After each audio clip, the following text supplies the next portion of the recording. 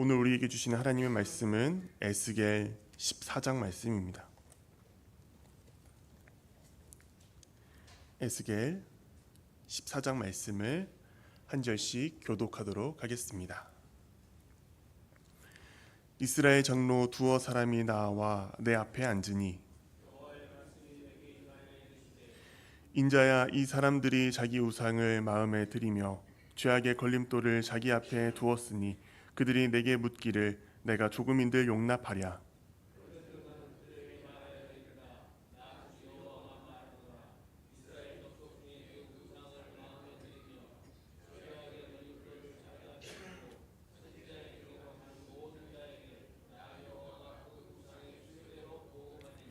이는 이스라엘 족속이 다 그 우상으로 말미암아 나를 배반하였으므로 내가 그들이 마음먹은 대로 그들을 잡으려 함이라.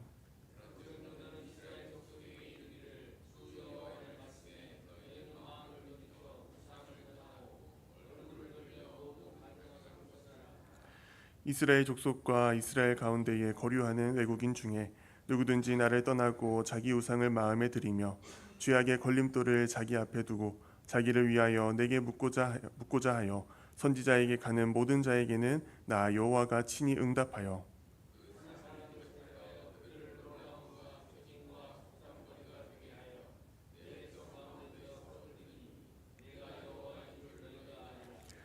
만일 선지자가 유혹을 받고 말을 하면 나 여호와가 그 선지자를 유혹을 받게 하였음이거니와 내 손을 펴서 내 백성 이스라엘 가운데에서 그를 멸할 것이라.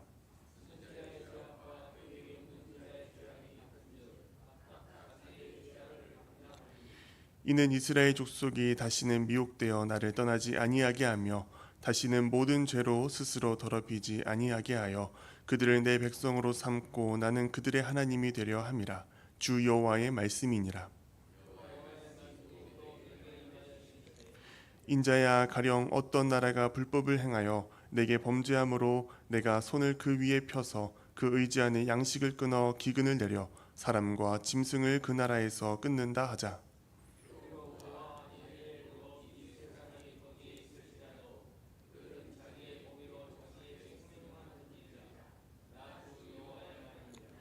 가령 내가 사나운 짐승을 그 땅에 다니게 하여 그 땅을 황폐하게 하여 사람이 그 짐승 때문에 능히 다니지 못하게 한다 하자.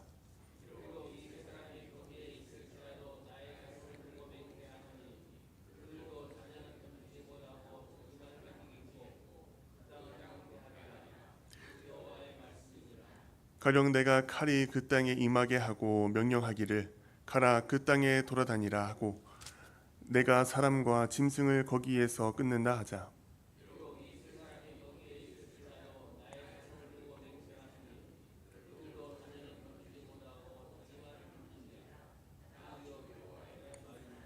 가령 내가 그 땅에 전염병을 내려 죽임으로 내 분노를 그 위에 쏟아 사람과 짐승을 거기에서 끊는다 하자.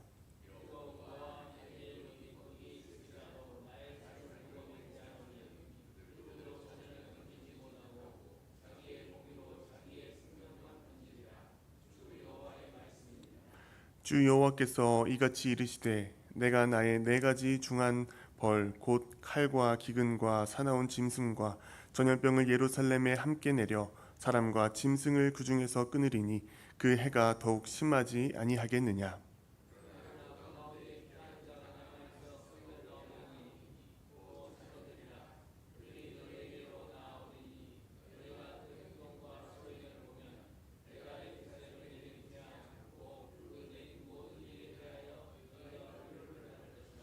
함께 읽겠습니다. 너희가 그 행동과 소행을 볼 때에 그들에 의해 위로를 받고 내가 예루살렘에 행한 모든 일이 이유 없이 한 것이 아닌 줄을 알리라.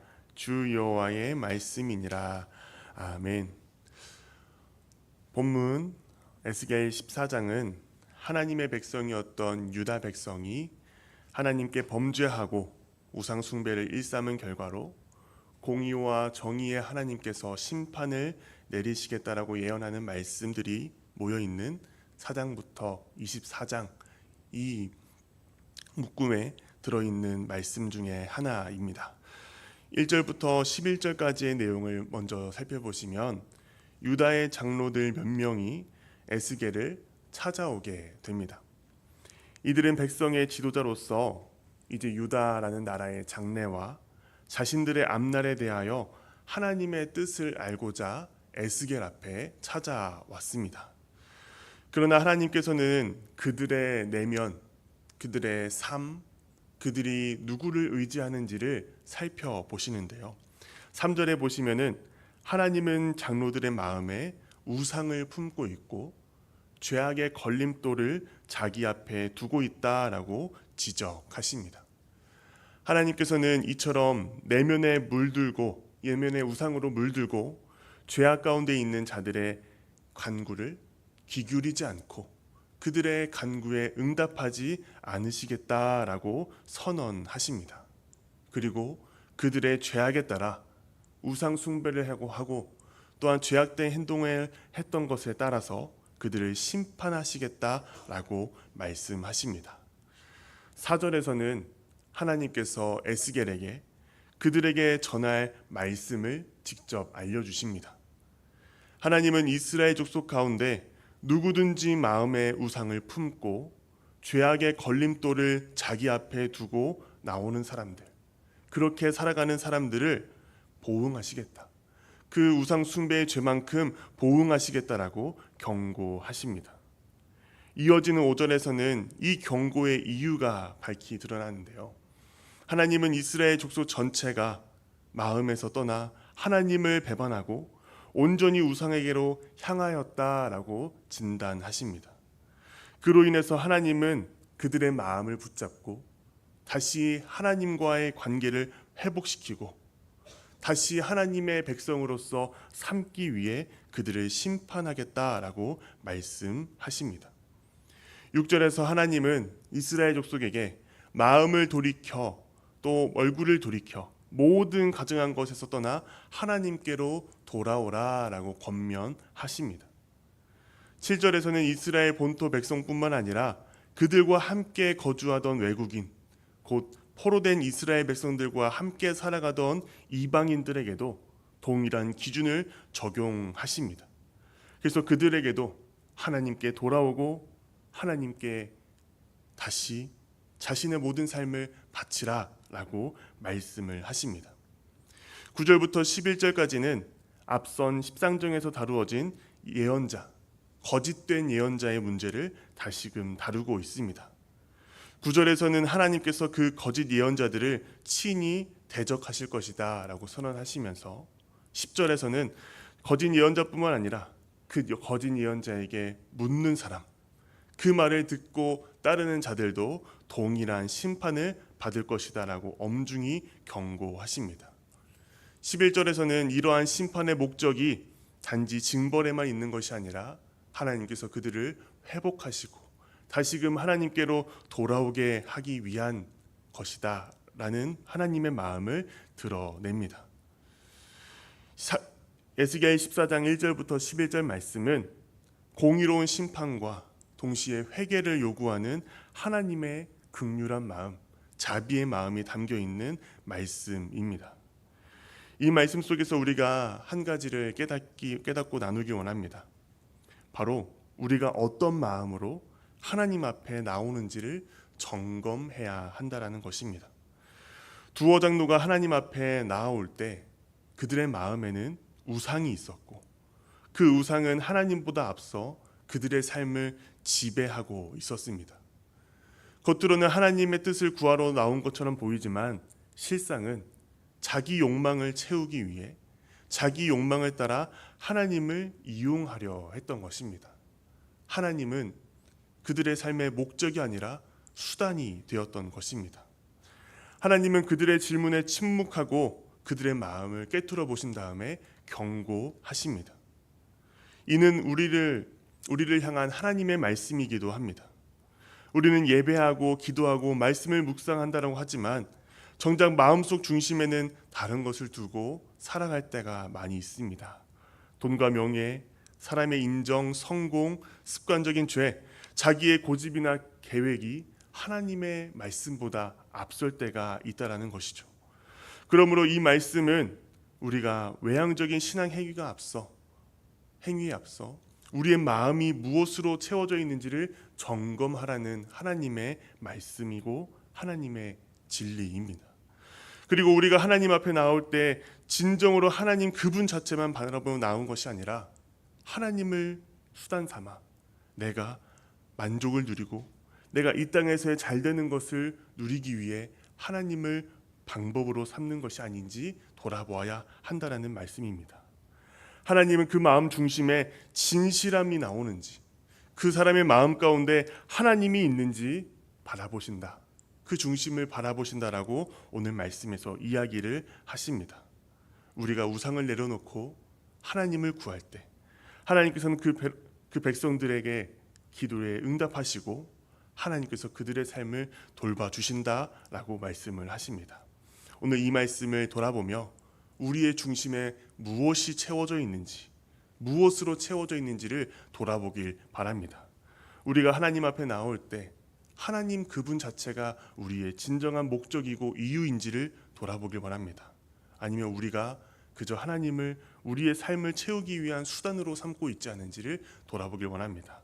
오늘 하루를 살아가면서 우리의 마음 가운데, 우리의 삶 가운데 하나님 가운데 살아가고 하나님으로 채워지는 하루가 되시기를 간절히 소망합니다.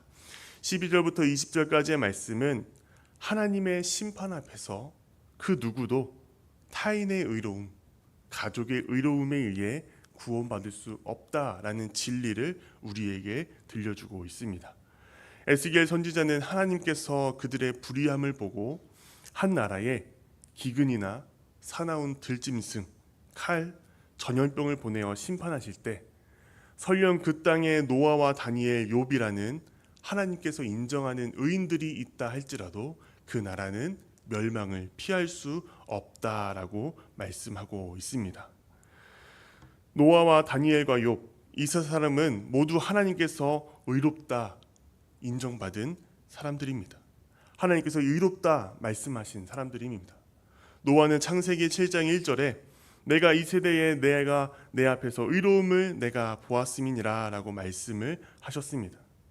다니엘은 바벨론이라는 이방 땅 가운데서 신앙을 지키며 하나님의 뜻에 철저히 순종한 삶을 살아갔습니다. 욥 역시 욥기에서 이 욥을 표현하면서 온전하고 정직하며 하나님을 경외하며 악에서 떠난 자다라고 하나님께 인정을 받았습니다.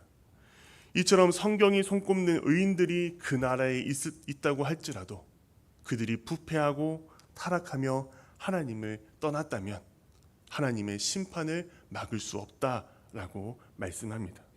하나님은 그들이 아무리 의롭다 할지라도 그들의 자녀, 부모, 이웃, 친구들은 그들의 의로움으로 구원받지 못한다라고 단호하게 말씀하십니다. 이 말씀은 하나님의 심판이 전적으로 개인적인 책임에 따른 것이며 그 누구도 다른 사람의 믿음에 기대어서 구원받을 수 없음을 선포하는 강력한 선언입니다. 구원의 문제는 철저히 개인의 믿음의 고백과 회개에 달려 있다라는 것을 강조하는 말씀입니다. 결국 이 말씀은 오늘을 살아가는 우리에게 깊은 깨달음을 줍니다. 하나님 앞에 서는 날, 하나님께서 우리를 부르시는 날, 우리는 부모님의 신앙이나 자녀들의 헌신 혹은 누군가의 중보로 구원을 받는 것이 아니라 오직 내가 예수 그리스도를 구주로 믿고 고백했느냐, 그렇지 않느냐로 우리의 영생이 결정된다라는 사실입니다. 동시에 이 말씀은 우리에게 사명의 메시지로 다가옵니다. 아직 우리는 하나님 나라에 이르기 전까지 시간이 남아 있습니다. 그 시간은 아직 믿지 않는 이웃과 가족, 부모와 자녀들이 예수 그리스도를 구주로 고백할 수 있는 기회의 시간입니다. 그럼 우리는 이 시간을 헛되이 보내지 말고 그들을 위해 기도하며 복음을 전하고 또한 하나님의 은혜로 인도하는 삶을 살아야 할 것입니다. 이처럼 에스겔 14장 12절부터 20절까지는 하나님의 거룩한 공의 앞에서 개인 신앙의 책임과 지금 우리에게 허락된 은혜의 시간을 깨닫게 하는 말씀입니다. 우리 주변에 여전히 하나님의 진리를 알지 못한 채 복음을 알지 못한 채 살아가고 있는 가족이 있다면 친구가 있다면, 이웃이 있다면 그들에게 진리되는 하나님의 말씀을 전하고, 헛된 가치와 우상을 쫓으며 방황하고 있는 사람들이 있다면 참된 가치인 하나님의 말씀을 전하는 우리 모든 삶이 되기를 간절히 바랍니다. 하나님께서 우리를 복음의 통로로 삼으시고 복음을 전파할 때 성령님께서 우리와 함께하여 주셔서 우리가 전하는 말이 그냥 말이 아니라 복음의 능력이 있는 말씀이 되게 하실 줄로 믿습니다. 오늘 우리가 하루를 살아가면서 아직 예수 그리스도를 믿지 않는 사람들을 만나게 될 때 우리의 삶으로, 말로, 우리의 따뜻한 손길로 예수 그리스도의 십자가의 복음과 하나님의 살아계심을 전하는 우리 모두가 되기를 간절히 바랍니다. 마지막 22절과 23절은 하나님의 심판 가운데서도 완전한 진멸이 아닌 남겨진 자들이 있음을 우리에게 보여줍니다. 하나님께서는 범죄한 백성들을 철저히 벌하시지만 그 끝에 회복과 돌아올 길을 남겨두신다라고 말씀하십니다. 이 남은 자들은 바벨론 포로지에서 다시 돌아오게 될 자들로 하나님의 공의와 자비를 드러내는 역할을 하게 된다라고 말씀합니다. 특히 23절에는 그들이 돌아올 때, 남은 자들이 다시 고국으로 돌아올 때 비로소 하나님의 심판이 단순한 징벌이 아니라 깊은 뜻과 목적이 담긴 것이었음을 사람들이 깨닫게 된다라고 말씀을 합니다. 하나님의 심판은 무의미한 파괴가 아니라 그 백성들로 하여금 죄를 뉘우치고 하나님께 돌아오게 하기 위한 거룩한 회복의 과정이 되었다는 것을 그들이 깨닫게 되고 인정하게 될 것임을 이야기를 하고 있습니다. 성경에서 우리가 계속해서 선지서를 살펴보면서 하나님의 징계에 대한 이야기를 계속해서 이야기를 하고 있습니다. 하지만 하나님의 징계는 그저 그들을 파괴하고 그들의 삶을 무너뜨리는 데 목적이 있지 않습니다. 그들이 죄를 깨닫게 하고 그들을 다시 하나님께로 돌이키게 하는 사랑의 손길이 담겨 있는 하나님의 마음입니다. 우리의 삶 가운데서도 우리의 삶에 찾아오는 고난과 실패와 무너짐이 있을 수 있습니다. 하나님께서 허락하시는 많은 어려움의 문제들이 있습니다. 하지만 그 자체만을 바라보지 않고 그 속에 담긴 하나님의 뜻을 바라보아야 합니다. 하나님께서 우리의 삶 가운데 무엇을 원하시는지, 이 고난을 통하여서 하나님께서 우리의 삶이 어떻게 더 성장하고 나아가기 원하시는지 그 마음을 우리가 바라보고 그 마음을 하나님께 계속해서 묻고 하나님의 뜻을 구해야 합니다. 그렇게 할 때 우리의 삶에 찾아오는 고난과 상처와 어려움의 문제들은 단지 상처만으로 남는 것이 아니라 이 하나님께서 주시는 은혜와 회복의 역사, 이전의 삶보다 더욱더 하나님과 가까워지고 하나님의 백성으로 거듭나는 시간이 될 줄로 믿습니다. 우리의 삶 가운데 찾아오는 모든 문제와 어려움들 가운데 하나님의 뜻과 하나님의 마음을 발견하시는 우리 모두가 되기를 간절히 소망합니다.